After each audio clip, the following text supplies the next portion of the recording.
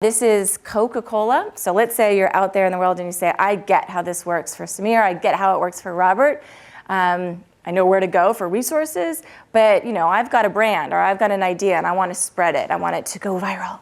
I just wanted to tell you a small case study about Coca-Cola, which had an idea, and they had a single focus goal. They really wanted to connect with teenagers globally with the flagship brand, with Coca-Cola, and they wanted to do so through digital media. That was their hypothesis, is that we're not going to be able to connect with individuals globally unless we do it through digital media. Now, most companies at this point would say, okay, we've got our $350,000 marketing budget, go give it to our marketing team, go make your viral campaign.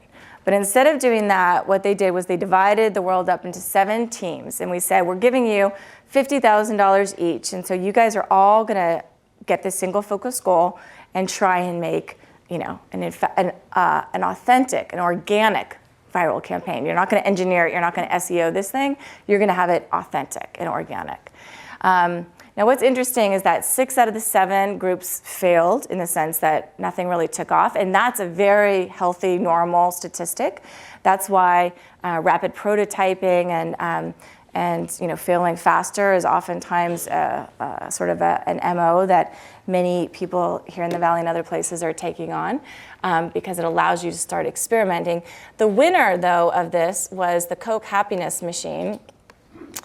And I'm just going to show it to you. Let's see.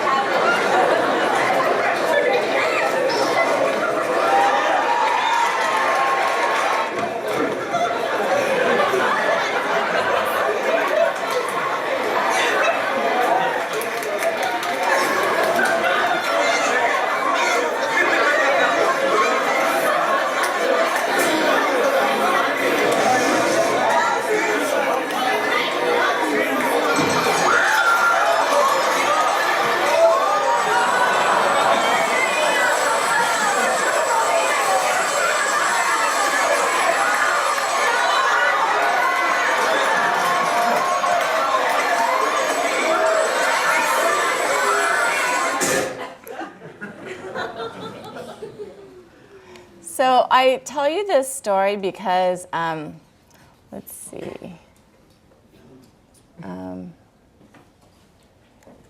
Forrest, will you come put it up? Thanks.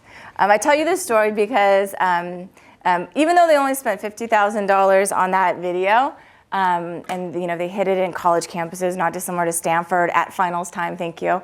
And when people were really depressed and they had these hidden cameras and everything came out and it was all very authentic. It was authentic. It was a surprise. But they designed it with a large part of the Dragonfly model in mind. The result in 2 weeks, and it was organic search, just one tweet out, share the happiness, spread the video. No engineering the virality. It was all organic. And they wanted that. They wanted not to, they know they can engineer it. They know that they can figure out how to push things out. They wanted it to be natural. And so it was 2 million views on YouTube in 2 weeks. it was global. 50% of the viewers were outside the US, and 70% of the blogs were non-English. 95% of the blog posts were positive comments, which, as you know, is unheard of. I'm a Pepsi drinker, I might make this switch. And there's some evidence to even suggest that it was tied to actual choice and preference. What's so interesting, I think, about this story is that, you know, they had a lot of footage, like 12 hours of footage, and they sliced out the personal smiles, like you smiling, they would have cut that, right? They took it when the four of you were smiling together and that you were sharing the Coke. And so this emotional contagion, this shared emotion that spreads. I mean, you guys should have seen your faces. You were all laughing and you weren't even there.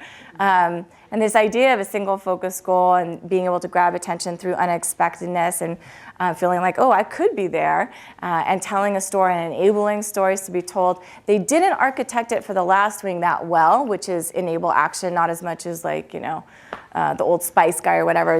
Those of you who had answering machines or phone mates or whatever voice messages with a Old Spice guy, you made it your own. There's a lot of campaigns that allow you to make it really, honestly.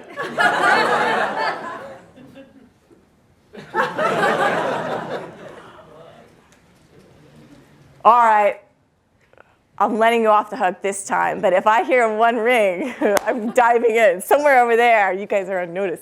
Are you still deep breathing? Yeah? Okay.